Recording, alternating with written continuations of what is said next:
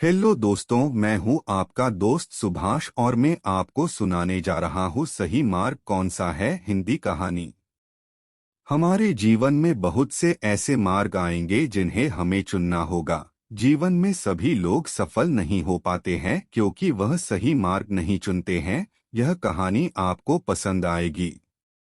कुछ शिष्य साधु महाराज जी के पास बैठकर विद्या ग्रहण कर रहे थे। तभी उन शिष्य में से एक शिष्य उठा साधु महाराज जी से पूछने लगा कि हमें जीवन में कौन से काम करने चाहिए जिससे कि हमारा जीवन सफल हो सके। साधु महाराज जी उसकी बात को सुनकर मुस्कुराए और कहने लगे कि इसका जवाब मैं तुम्हें कल दूंगा।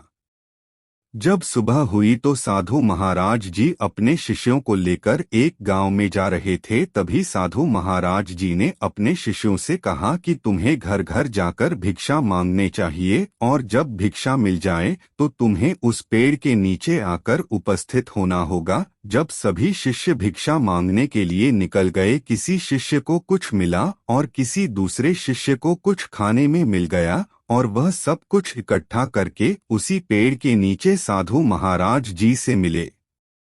साधु महाराज जी ने जब सभी शिष्यों से पूछा कि सभी लोग भिक्षा लेकर आ गए हैं, तो तभी यह सभी शिष्य बोले कि हम सभी यहाँ पर उपस्थित हैं।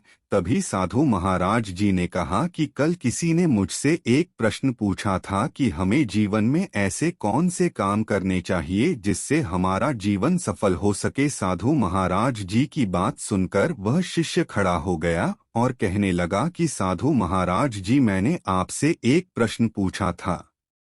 तब साधु महाराज जी ने कहा कि आज तुम सभी लोग भिक्षा मांगने के लिए गांव में आए हुए थे। किसी ने अपने मन से भी भिक्षा दी होगी और किसी ने अपने मन से भिक्षा नहीं दी होगी। यह बात आप सभी लोग जानते हैं। जिसमें अपने मन से भिक्षा को दिया है, हमें उसी के अनुसार अपने जीवन में कार्य करने हैं।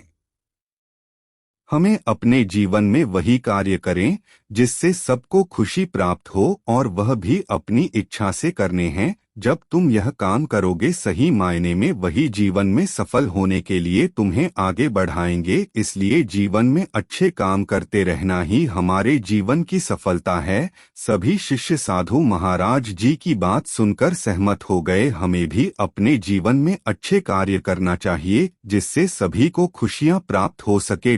अगर आपको यह सही मार्ग कौन सा है हिंदी कहानी पसंद आई है तो आप ऐसे शेयर भी कर सकते हैं। अगर आप कुछ भी पूछना चाहते हैं तो आप कमेंट करके पूछ सकते हैं।